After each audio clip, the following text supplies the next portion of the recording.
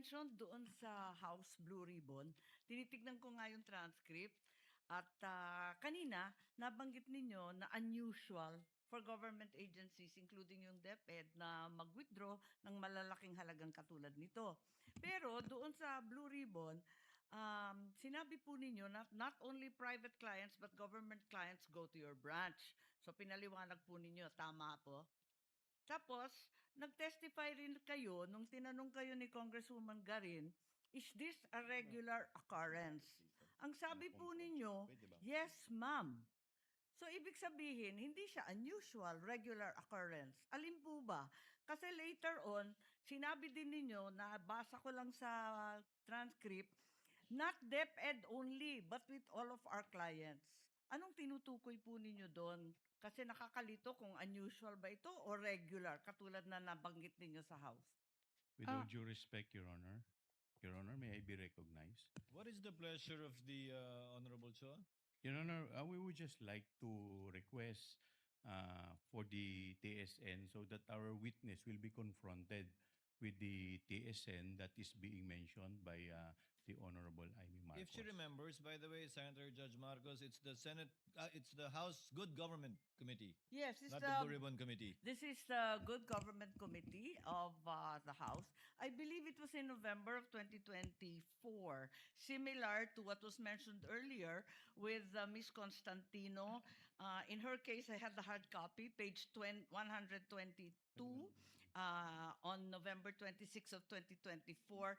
I only have the soft copy of this one. I'm happy to show it. But yun nga, palagay ko November din to eh. Magkakasabay yung landmark nun eh. If the witness knows and recalls, she may answer.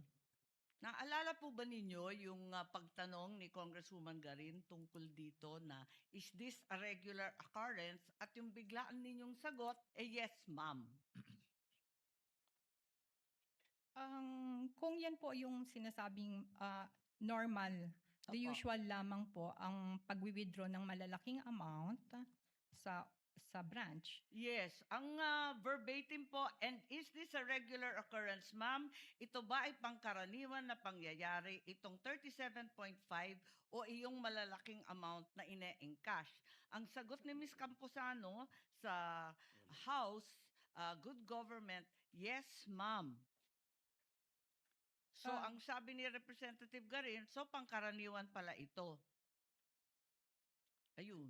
Yes, Your Honor. Nais ninyong paliwanag po? Kasi iba ito kesa sa sinabi ninyo kanina.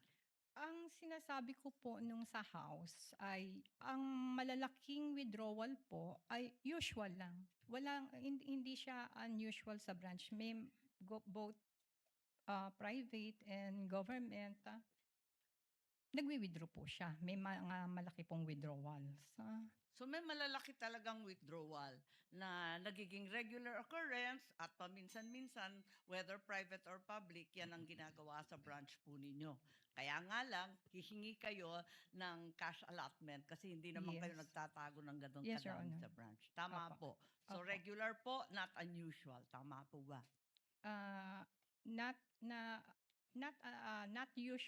unusual siya sa Department of Education dahil during my time, yun lang po yung malaking withdrawal ni Department of Education. Yes, okay. Pero nangyayari po. Maraming salamat, yun lang po. Thank